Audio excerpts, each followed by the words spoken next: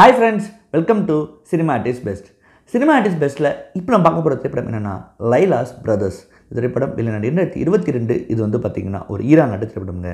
இந்த திரைப்படத்தில் writer and director யார் சொல்லி பார்த்தீங்கன்னா சயீத் ரவுஸ்தாயி. இந்த திரைப்படத்தில் சயீத் பௌர்சமானி இஸ்மாயிலா முதன்மை கதாபாத்திரம் பண்ணியிருக்காரு. அப்புறம் தரேனா அலி தோஸ்தி லைலாவா அவங்களோட முதன்மை கதாபாத்திரம் பண்ணியிருக்காங்க. நெக்ஸ்ட் நவீத் முகமது அலிரேசாவா ஒரு சப்போர்ட்டிங் ரோல் பண்ணியிருக்காரு. இதை தவிர்த்து நிறைய பேர் நடிச்சிருக்காங்க இந்த படத்தில் வந்து பார்த்திங்கன்னா. சரி, லைலாஸ் பிரதர்ஸ் என்ன மாதிரி கதைக்களம் அப்படின்னு பார்ப்பாங்க. படத்தின் நாயகியான லைலா அவங்க வந்து பார்த்திங்கன்னா ஒரு ரொம்ப ஏழ்மையான குடும்பத்தில் பிறந்தவங்க. அவங்களுடைய அப்பா வந்து இஸ்மாயில். அவங்களுக்கு வந்து பார்த்திங்கன்னா அவங்க வந்து ஒரு மூணாவதாக பெற்ற ஒரு குழந்தையாக இருக்காங்க. அவங்களுக்கு அண்ணன்லாம் இருக்காங்க. பட் யாருக்குமே என்னன்னு சொல்லி பார்த்திங்கன்னா சரியான வேலைகள் இல்லாமல் இருக்குது. ஸோ அவங்க என்ன முடிவு எடுக்கிறாங்கன்னா, எப்படியாவது நம்ம அண்ணன் தம்பியோட வாழ்க்கையை வந்து அண்ணன் தம்பி இவங்களோட சகோதரோட வாழ்க்கையை எப்படியாவது வந்து மேம்படுத்தணும் அப்படின்றனால அவங்க வந்து ஒர்க் பண்ணுற ஒரு மாலில் வந்து ஒரு சின்ன ஒரு இடம் வந்து பார்த்திங்கன்னா வாடகைக்கு விடுற மாதிரி இருக்காங்க. ஸோ அந்த மாலில் வந்து எப்படியாவது வந்து பார்த்திங்கன்னா இவங்களுக்கு வந்து ஒரு சின்ன இடம் வாங்கி கொடுத்துட்டா ஒரு கடை வச்சு அவங்க பொழைச்சிப்பாங்க அப்படின்னு முடிவு எடுத்து அதுக்கான முயற்சிகளை அவங்க அண்ணன் தம்பியெல்லாம் கூப்பிட்டு சேர்க்குறாங்க. இதனிடையில் என்ன ஆகுதுன்னு சொல்லி பார்த்திங்கன்னா அவங்களுடைய தந்தையான இஸ்மாயில் அவருக்கு வந்து பார்த்திங்கன்னா அவர் வந்து பார்த்திங்கன்னா ஒரு ஏழ்மையாக இருக்கிறனால அவர் யாருமே மதிக்க மாட்டுறாங்க அந்த குடும்பத்தில். அவருக்கு வந்து ஒரு வாய்ப்பு கிடைக்குது. என்ன வாய்ப்பு கிடைக்குதுன்னு பார்த்திங்கன்னா அந்த பரம்பரையோட தலைவனை பேட்ரியார்க்கா அப்படின்னு சொல்லுவாங்க. அவரை வந்து பார்த்திங்கன்னா நிறுவனம்னு முடிவு எடுக்கிறாங்க.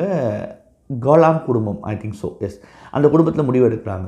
ஸோ அப்போ அந்த குடும்பத்தில் முடிவு எடுக்கும்போது அவங்க என்ன கேட்குறாங்கன்னா, உங்கள்கிட்ட வந்து ஒரு 40 கோல்ட் காயின்ஸ் இருந்தால் இது பெட்டராக இருக்கும். ஏன்னா நீங்கள் வந்து பேட்ரியார்க் அப்படின்னு நாங்கள் முடிவு எடுத்து நாங்கள் சொல்லும் போது உங்களுக்கான மதிப்பாக அது இருக்கும். நீங்கள் அதை பண்ணித்தர முடியுமா? நீங்கள் வந்து நாங்கள் முடிவு எடுத்துட்டோம், உங்கள்கிட்ட இருக்கா அப்படின்னு கேட்பாங்க. இருக்கு நான் டெஃபினட்டாக அதை நான் வந்து பண்ணிடலாம் அப்படின்னு ஒரு முடிவுகளை அவர் எடுக்கிறார்.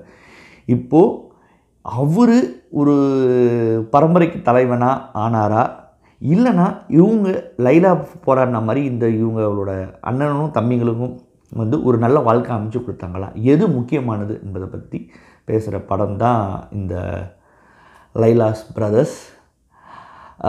இந்த படத்தின் இயக்குனர் சயீத் ரவுஸ்தாயை பற்றி சொல்லணும். அவருடைய முந்தைய 2 படங்களும் நான் பார்த்துருக்கேன். எ லைஃப் அண்ட் அ டேன்னு ஒரு படம், அதற்கு பிறகு பார்த்திங்கன்னா ஜஸ்ட் 6.5ன்னு ஒரு படம், அதற்கு பிறகு இந்த திரைப்படம். ஒரு படத்துலையும் அவர் எந்த அளவுக்கு மெருகேறி இருக்காருன்னு லைலாஸ் பிரதர்ஸ் பார்க்கும்போது எனக்கு புரியுது. நான் பார்த்த அவரோட முந்தைய 2 படங்களை விட இந்த படம் அவரோட கேரியரில் மிக முக்கியமான படம், சிறந்த படமும் கூடன்றது டெஃபினட்டாக நான் சொல்லுவேன். இந்த படத்தில் அவர் நிஜமாக பேசின ஒரு அரசியல் எனக்கு ரொம்ப ரொம்ப பிடிச்சிருந்தது. காலங்காலமாக ஈரானில் பழக்கப்பட்டு வந்த அந்த பேட்ரியார்கி சமூகம் எவ்வளோ மோசமானதாக இருக்குது. அந்த சமூகம் வந்து இந்த ஆணாதிக்க சமூகம் அது எவ்வளோ கொடூரமானதாக இருக்குன்றது இந்த படம் பேசுது. 2வது மிக முக்கியமாக இந்த படத்தில் வர இஸ்மாயில் என்ற தந்தை கதாபாத்திரம் வந்து எதன் அடிப்படையில் அவர் இருக்கார் இன்னும், அதாவது வந்து அடிப்படைவாதத்துக்குள்ளே எவ்வளோ சிக்கி தவிக்கிறாரு அப்படின்றது தான். தவிக்கிறார் சொல்கிறத விட அவர் அப்படி தான்.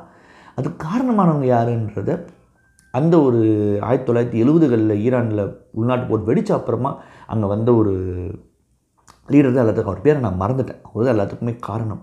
அவரோட தாக்கம் எப்படி இருக்குது, இது இன்ன வரைக்கும் எப்படி ஃபாலோ ஆகிட்டு இருக்குது ஈரானிய குடும்பங்களில் அப்படின்றது இந்த படம் ரொம்ப ஆழமாக பேசுது. மிக முக்கியமாக இந்த மிடில் கிளாஸ் பாவர்ட்டியில் இருக்கவங்ககிட்ட தான் இது அதிகமாக இருக்குது அப்படின்றது இந்த படம் ரொம்ப ஆழமாக பேசுது. நிறைய விஷயம் பேசுது. ஈரானிய கவர்மெண்ட்டோடைய அந்த ஒரு அதாவது அவங்களோட ஒர்க்கர்ஸ் எந்த மாதிரி அவங்க பார்த்துக்கிறாங்க. இந்த மாதிரி நிறைய படங்கள் பார்த்துருக்கோம். அவங்க ஒர்க்கர்ஸை சரியாக பார்த்துக்க மாட்டாங்க அப்படின்ற ஒரு படங்கள் நிறைய பார்த்துருக்கேன். பட் இன்னும் அது தொடருது அப்படின்ற அவலத்தை வந்து இந்த படம் பேசுது. பெண்களுக்கு எந்த அளவுக்கு மரியாதை இந்த ஈரானிய சமூகம் கொடுக்கப்பட்டிருந்த பேசுது. இது எல்லாமே 2 மணி நேரம் 40 நிமிடம் ஒரு படத்தில் பேசுது. அதுதான் பெரிய விஷயமா இருக்குது. ஒரு இடத்துல கூட நாம் வந்து ஒரு ப்ரீச்சே பண்ணல. அதாவது வந்து நமக்கு உட்காந்து மெசேஜோ நமக்கு உட்காந்து வந்து பாடம் எடுக்கலை, போகிற சாக்கில் அடித்து நொறுக்குது. ஸ்க்ரீன் ப்ளே வைஸ் அவ்வளோ ப்ரில்லியண்ட்டாக நம்மளை வந்து ஹூக் பண்ணி கொண்டு போய் இது எல்லாத்தையும் பேசுது. ரொம்ப பெரிய விஷயமாக நான் பார்க்குறேன். நிச்சயமாக டெரிஃபிக்கான விஷயங்கிறது. இந்த மாதிரி வந்து பேசுனது வந்து எனக்கு பெரிய விஷயமா இருந்தது. இந்த மனுஷன் எல்லாத்தையும் கொண்டு வந்துட்டாங்க உள்ள அப்படின்னு ஒரு படம் பார்க்குற ஒரு பார்வையாளெலாம் என்னை வந்து அவ்வளோ பிரமிக்க வச்சுதை நான் சொல்லணும்.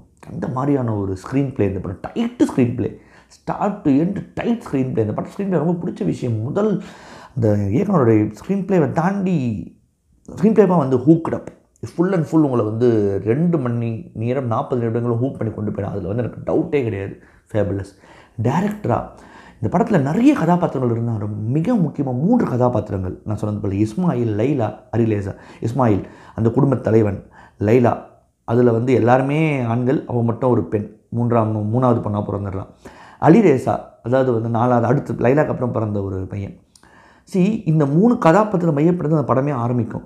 ஃபஸ்ட்டு அலிரேசாவோட பிரச்சனையை காட்டும், 2வது வந்து பார்த்திங்கன்னா இஸ்மாயில் பற்றி காட்டும், 3வது லைலா. இந்த 3 பேரை ஃபஸ்ட்டு காமிச்சிடுறாங்க.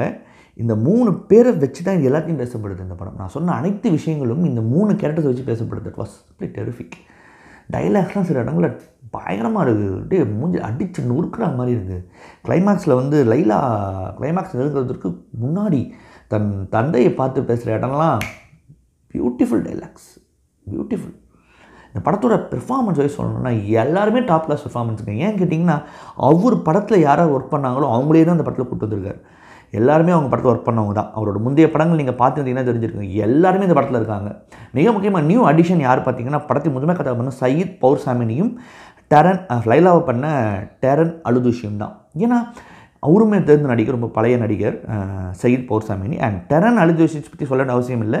அவங்கள வந்து பார்த்திங்கன்னா சேல்ஸ்மேன் படத்தில் அவங்க நடிச்சிருந்தாங்க. இவங்க 2 பேரும் கொண்டு வந்தாங்க புதுசாக. மற்றபடி எல்லாமே பழைய ஆட்கள் தான் வருது. எல்லார் பெர்ஃபார்மன்ஸுமே டாப் கிளாஸ். இது இவங்க தான் சூப்பர், அவங்க தான் சூப்பர்லாம் சொல்ல முடியாது.